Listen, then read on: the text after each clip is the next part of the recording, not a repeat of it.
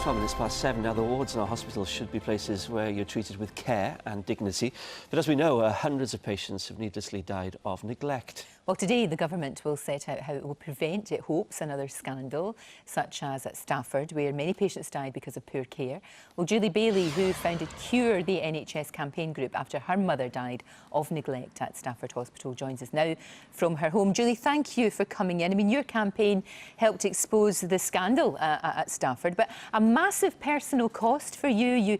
You became a hate figure. As we know, your mum's grave was desecrated. You're saying that you had to move out of your house. Today, do you feel it's all been worth it? Do you feel vindicated by this news? Well, we will see that after the Secretary of State's statement in Parliament this afternoon. We're looking for 5 key recommendations that Robert Francis wanted. We believe if those 5 recommendations are implemented, the NHS will be safe for everyone, and that's what we've been striving for the last 6 years. So only then, once they're implemented, will we feel that we've got a safer NHS and our job's done. Do you feel this is going to go far enough, though? I mean, what's your gut feeling about this? Do you think it actually will, finally, you will feel that your work has been achieved? Well, this is a real opportunity for the Secretary of State. This is the only chance we're going to get, hopefully. We don't want another public inquiry into failings in hospitals. We had the Bristol inquiry 10 years ago, and everybody said then, you know, we'll have a safer NHS now.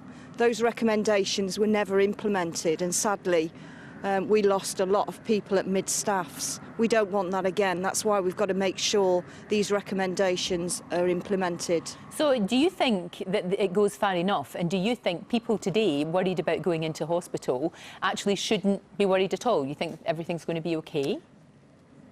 Well, we haven't heard the recommendations yet. A key recommendation for us is protection for whistleblowers. That's one thing that we heard at the public inquiry, and we heard throughout the KEO reviews.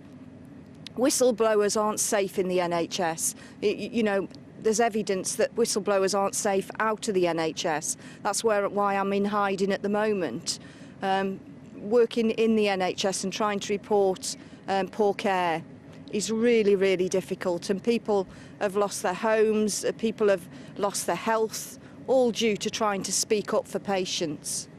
Julie, thank you very much indeed, and of course we do await what's going to be happening today. Yeah, absolutely. With huge interest, and Julie, more than most. Yes, Dr Hillary is also with us now. Do you think that the changes they're proposing will stop a mid-staff scandal happening again? No, unfortunately, I don't necessarily think that's the case, because it's all very well saying we need to publish the number of nurses that are being employed on any individual ward on a monthly basis, but what's happening on any individual night? Yes, exactly. You know, that's no good knowing what happened last month, is it? Absolutely. Yeah. And we also need to know not just about the quantity of staff, but the quality of staff. There's no point having 10 extra care assistants if they don't know what they're doing. What we need is experienced nurses and doctors who are taking individual responsibility for one particular ward. So if we have a named consultant in charge of a ward, as we used to, and a named senior nurse, let's call her a matron, in charge, they should be making the decisions about staffing levels, not management. I mean, if I can give an example of the ridiculous management speak we're still getting, this is proposed, this is what we're expecting to hear today. 5,000 patient safety fellows will be trained and appointed by NHS England within 5 years to be champions, experts, leaders and motivators in patient safety. Now, 5,000 champions, you can only have one champion, can't you? Yeah. You know, what are they going to do, and how are they going to... They're all going to countermand each other, aren't they? They're going to say different things. So you've got to take it down to the level of the ward.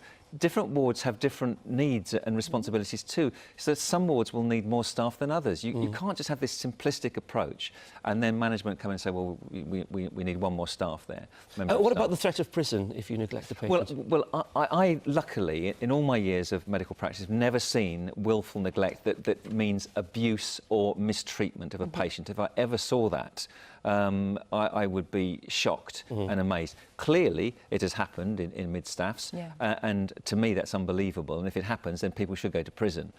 But the vast majority of staff I've ever worked with have been professional and caring. They work more hours than they're paid to do. They work over and above the call of duty. And if there are a few people who probably are temporary staff, they don't belong to that ward or hospital, they're recruited at the last minute by people because we haven't got enough full-time staff, they don't have a feeling of belonging to a ward or to a community, and that's the problem. We need to get more staff in there, which we've always said. Yeah. Because how long have we said that? But more staff, experienced staff who belong to that particular hospital and want to do a good job, as most of them do. OK. Hilary, thank you. Yes, thank you. Very much. You talk a lot of sense, you do. Yeah. 70 minutes past 7 is still to come. Union J will be